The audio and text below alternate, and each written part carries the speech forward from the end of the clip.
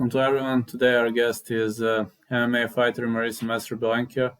Thank you so much for accepting the interview. And how do you feel about your last victory, last fight? What was the game plan for the fight, and how did you defeat your opponent? Did you have some secret weapon or?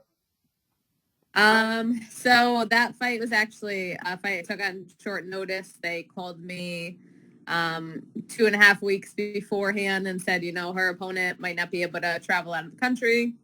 Would I be willing?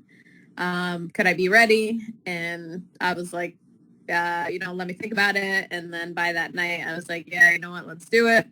So didn't really have a training camp for her. She's a lefty, southpaw. So just made some of my training partners, stand southpaw who are not even. So could have been a prettier win, definitely. But, on 2.5 weeks notice, definitely got the job done. So I believe I just was more aggressive than her. She kind of ran away the whole time. I don't really see how you win a fight running away. She was just trying to use her reach, which, she was able to use her reach in a sense, but that's not going to win you a fight when you're literally just evading the whole time. She got tired literally in the first round. If anything, I should have gotten tired. I wasn't tired at all. I don't ever stop training. That's why I was able to accept the fight on short notice. I just, the intensity of my training is toned down if I don't have a fight camp. So, I wasn't training as hard, but I was still training. So, again, but I keep my conditioning up all year round. So, and try to stay in shape. So again, I should have been the one who got tired, not her in the first round. So, I'm proud. I'm proud that I definitely think I'm a better fighter than her. So I would have been disappointed if just because I took it on short notice, I didn't execute. I definitely could have executed better, but, I'm happy that I was able to leave with the win. How stressful it is to accept the fight on a short notice. Many fighters are not thrilled when they call them you're fighting in 2 or 3 weeks. It was definitely stressful because if I had even one more week, I've been walking around, lighter in general. But, I was like, damn, if you could have told me a week ago, I would have been even lighter. I eat healthy all year round, but even, nuts and fruits and everything has calories. So, I would just have to cut stuff out sooner. So it was stressful but I just trust the process. It was also, I've never done, had a fight on such short notice, but again, I had been keeping up with certain things I do for conditioning, just like on a bare minimum level. So I was happy that I at least had been doing that, but overall, it was all unknown. I hadn't been training for a southpaw. I have over, a few over 30 fights, and I've never fought a southpaw. So there was definitely a lot of stress factors that went into it. But, by the time fight night came and we were heading to the arena, I was like, you know what, we're doing this, and I'm not losing. So, I fight for a reason. I fight because this is, me. This is what I was born to do and meant to do, and I don't back down from anybody. That doesn't mean I'm better than everybody, but I'm not backing down, without a fight. So I was game. So I guess the hardest problem when you're fighting a southpaw is the fact that she constantly moves to the opposite side, right? She constantly moves to the right, which is like creating a lot of problems, right? Well, yeah. So if I'm standing, in my stand, she's moving to the left. She's moving towards her right. Yeah. So that's different, definitely. I guess the biggest challenge was just because she had a lot more reach than me. She's 5'4", I'm 5 feet. So again, she was, aiming to use that to her advantage, but it just, if I'm able to close the distance and control more, and if I'm pushing forward, trying to set the pace, I don't enjoy a fight where somebody's running away from me the whole time. It's actually very frustrating. I have many, many boxing matches. I want somebody to stand there, at least bang out with me, or try to, out jiu-jitsu me on the ground, whatever, like engage. But no fans want to see a fight where somebody's running away the whole time. That's not a good fight. So to have that as a game plan, I think was a poor plan. But all in all, it lefty. It just, the main thing was that she was longer. I'm not totally thrown off by fighting lefties. I had one of my main training partners for but it was a few years ago, was a lefty. So I do have some, comfort level from that experience, but just not on a daily basis do I have a lefty to train with. So that's where it was a little out there. When did you start training MMA, and which was your first martial art? Oh, you have a nice kitty. Yeah, he's making an appearance over here. So I started training martial arts 10 years ago. My first martial art that I did for like just about a year was Taekwondo, actually.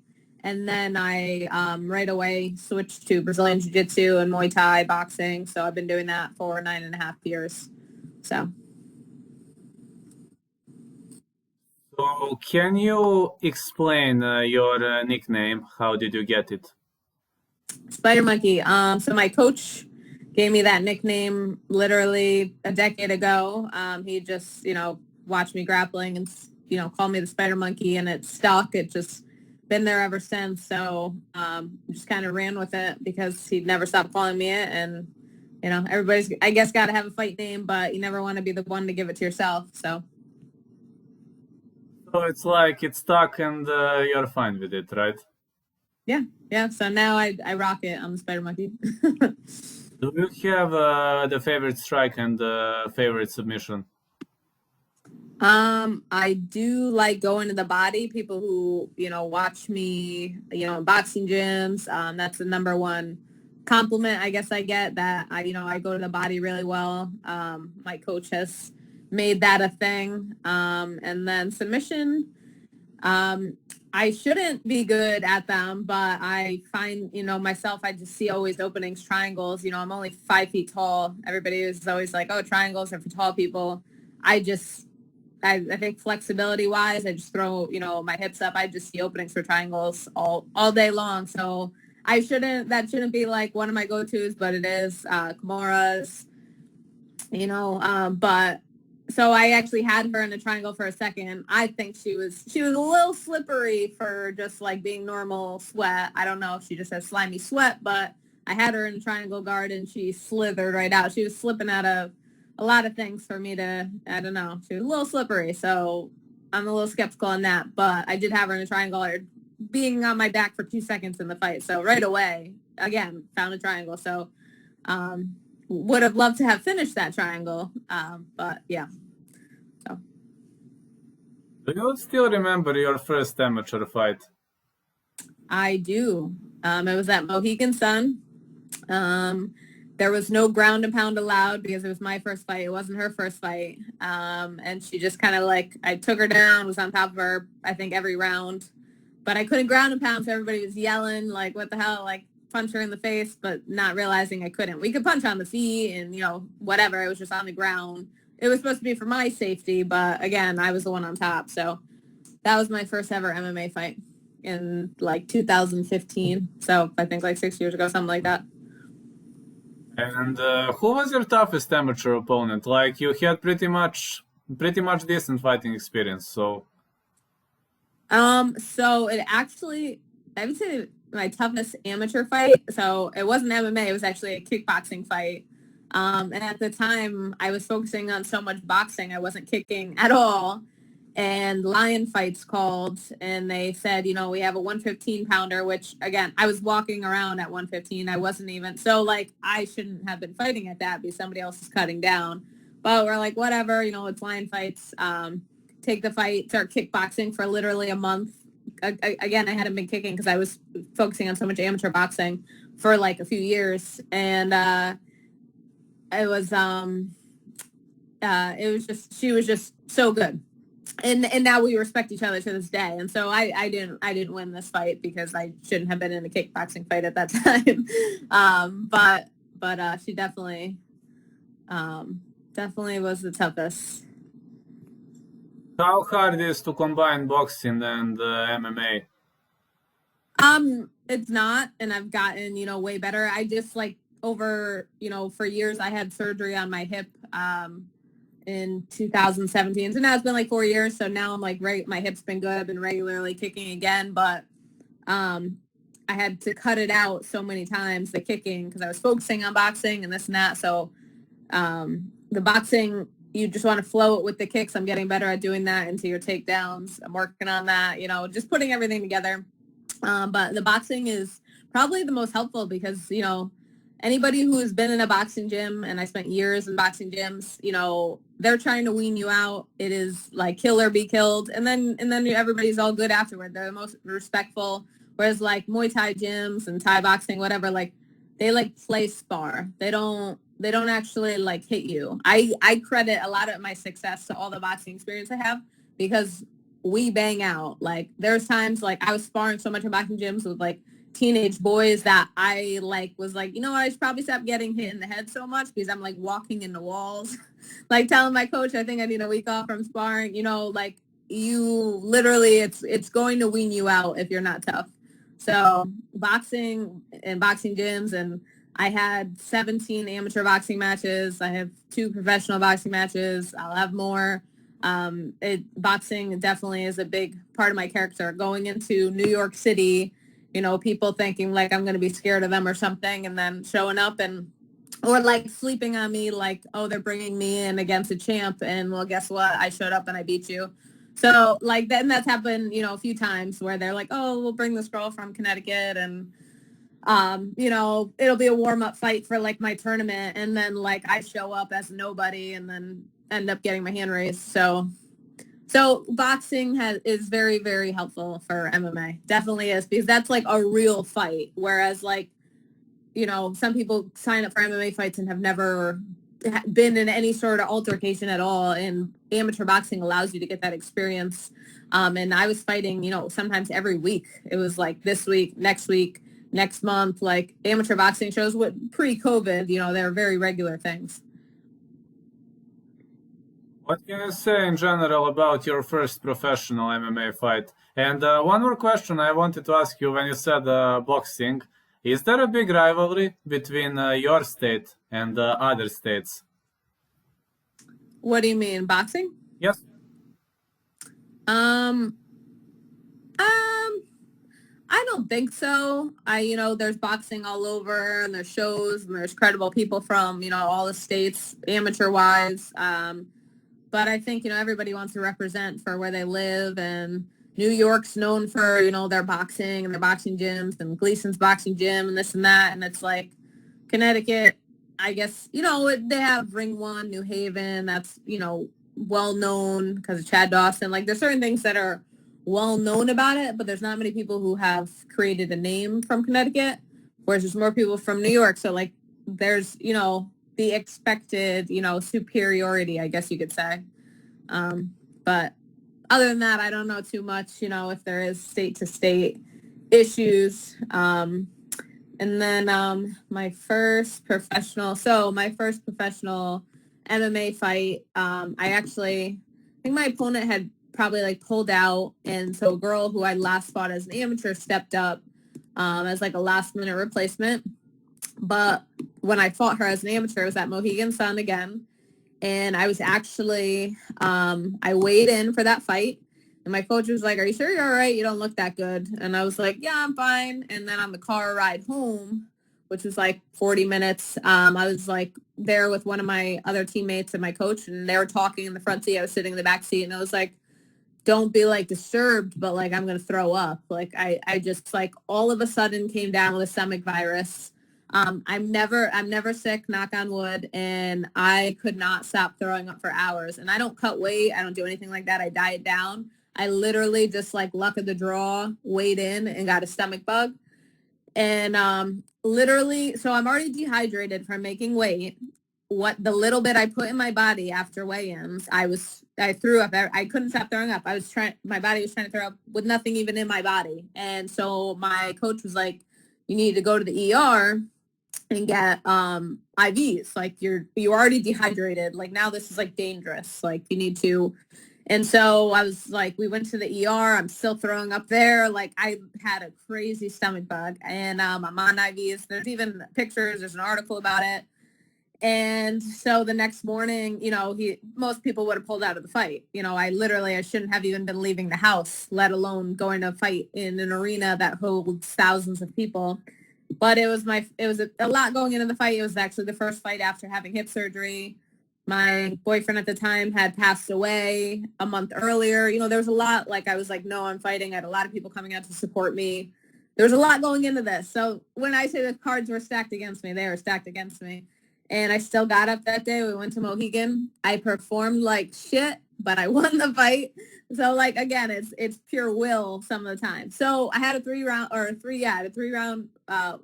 fight against this girl, and it was, it was a good fight. When I say perform like shit, I just mean like I could have done better if I wasn't in the hospital throwing up for hours the day before. If the commission had known that, they wouldn't have let me fight. But still went, fought, won. And so this ends up being the same girl who steps up to fight me as a pro. Lo and behold, it did not go the 3 5-minute rounds. I submitted her in like the first round. And it's like, all right, well, that's what should have happened in the first place, but I wasn't myself. So that's the whole spiel around my first pro MMA fight and last amateur MMA fight. But yeah, so I've had some adversity. So having a short notice fight, like, it's like just another thing to like add to like the list of like things I can I conquer it? All right, let's try it. What do you think about CS as a promotion? You had 2 fights, I believe, in CS, right? Yeah. They put on a good show. I think they're, some people like them, some people don't. They definitely put on a professional show when they do. So I like fighting for them. They're definitely, a legitimate organization. But, just another spot that, I'll get fights in here and there. I'm contracted with Invicta, but they allow me, if they're okay with it, to fight elsewhere. Which was your hardest CS fight? Was it the first or the second? I'm trying to think about who my opponents were. I'm sorry. I know one of them. I'm bad with names, even when they're my opponents. I don't even remember who my second fight was with. Well, actually, yeah, I do. So she had shorter hair. I think it was my second one with her. So there was an Asian woman. Again, don't remember her name. And then there was another, I think Anna something. She was definitely tough. She was definitely the harder one. She had short hair. She was just like technical, and she was good. How did your Invicta FC debut go? I mean, Invicta is a big step up, especially in female promotion. Like Invicta, as much as I know, is only female promotion, but it gathers the best fighter, as much as I know, right? So Invicta is all women. They're a great organization. They're actually so in my weight class, I'm an atom weight. I fight 105. That's actually the highest level for any atom weight, because the UFC doesn't have my weight class yet. So it's only one FC does. One FC does, but it's like a little bit different because they do like day of weigh-in. So I think it's actually 115. I'm not really sure. They call it atom weight, but it's like 115. So because they do day of like weigh-ins or hydration testing, something like that. So it's still, I'm not sure that it's still even 105. But so my debut, me and my coach tried something that I've never done. Again, I don't cut weight, and we put on a sauna suit and whatever, and I just like didn't perform. I wasn't nervous at all. I was so comfortable getting in there. Just something in my body just didn't turn on. That's happened before in grappling tournaments over the years. It's happened in a boxing match before, but never on that high level. So shitty to have that happen on my first pro MMA fight. So I literally would say, and you can watch the fight, I controlled like 97% of the fight. Unfortunately got reversed and then took some damage, elbows, whatever. And so they ended up giving the other girl the fight. I respect the other girl. She's tough, Linda Mahalik. But that shouldn't have been, a loss, but I'll take it for what it is. But again, I wasn't myself. And it wasn't because of like nerves or anything. I was completely comfortable. I'm really comfortable out there when I'm out there with Invicta. I believe this is what I was meant to do with my life. So I don't, nerves aren't getting the better of me when I'm getting in there. I just sometimes as athletes, as human beings, sometimes we just don't turn on, something doesn't turn on. So. Which was your toughest Invicta fight as of now? Well, so I had the one full fight with Linda, so that was 3 rounds. Then I did the atomweight tournament 2 months ago, and that was only 1 round each. And I had 2 rounds. I did one with one girl, and then the second one was with the #1 contender in my weight class. We had an awesome back and forth fight. I definitely was proud of that performance. And me and her are, cool now. We'll eventually train together. And then this last one the other day, they're all, it's tough to gauge because those few in the middle weren't three-round wars. So, I would say probably with Linda, the first one, because I just wasn't feeling myself. So to feel tired from round 1 when you're in shape is just again, sometimes your body's just not having it. So I think that made it tougher. Whereas I didn't get a full fight camp a week ago and I felt great. I didn't even want to sit on the stool after the first round, so it's just sometimes your body is ready, and feeling it at that moment, and sometimes it's not. So I guess it's definitely harder to do 3 rounds when something's not turning on and you got to go back out there. So probably the first fight with Linda, but it's not even a matter of skill wise or whatever. It's just something wasn't there. Who's coaching you at the moment, and who are your, let's say, best sparring partners? So my coach is Andrew Calandrelli, our gym's Ultimate MMA Training Center in North Haven, Connecticut. He's been my coach for a decade now. He will continue to be my coach as long as I fight, and God willing. So my main training partners at my gym, I have Nicole, Megan, they show up day in and day out. I'll go to a women's sparring sometimes on the weekends for boxing. So I have a few. It's hard as a female, but I have a few main training partners. When I got the call about this Invicta fight, I was coming back from Pennsylvania, training with Grace. She's not one of the top 10, top 8 women, who fight at 115 or grapple black belt. So, I go and I seek and I travel for top training partners. I have another girl, Gabby, who's from New York, who I've trained with for years, who, she fights too. So I have definitely some training partners who have been around for years who help me because I couldn't do this without them. So right now, I also remember that Rising FC had 105. So if you would be given a choice to choose between UFC and some other promotion, considering that UFC only has 115, what would be your final choice? Considering that the UFC has only what? They don't have 105. They have 115. It'd be cool to say that I've fought for the UFC. I think over the next few years, if things don't change, I would go up to 115. But some of these other organizations across seas pay a good amount of money. So at the end of the day, we're doing this. I'm doing this to just for myself and, to have no regrets as I get older, to do it while I can, to give it my all, whatever. So that's one part of it. But the other part of it is, to have a future secured, have money for family, this and that. So if somebody overseas wants to offer me a good amount of money, then I'm taking it. I don't UFC, whatever it is. It's not about that's like name brand clothing. I don't care about name brand clothing. Whoever's doing the job the best, then I'll take it. Are cats your favorite animals, or? I have cats now. They're easy, with me constantly be training, working, whatever. I wouldn't say favorite, but I guess maybe favorite. I have 2 cats. I have 2. They are, they're awesome just to have as companions here. So, and they're funny. They have their own personalities, I guess. Well, yeah, cats are pretty much independent. They like their own world. I mean, a good friend of mine, he has Siberian cats, so I don't know which breed are your cats, but his cat is extremely stubborn. Yeah. No, my cat, the only one of my cats will mess up my sleep constantly. That's the only thing I don't like, because with all the training, I want to recover. And one of them is just kind of an ass at night. Most nights. So that's the only thing I would trade if possible. Well, his cat, for example, if it's too hot and he doesn't turn on air conditioner, his cat doesn't let him sleep. So it's like... Yeah. Yeah, I understand. Would you like to add something to the interview? Would you like to greet someone? Would you like to give a shout out to somebody or?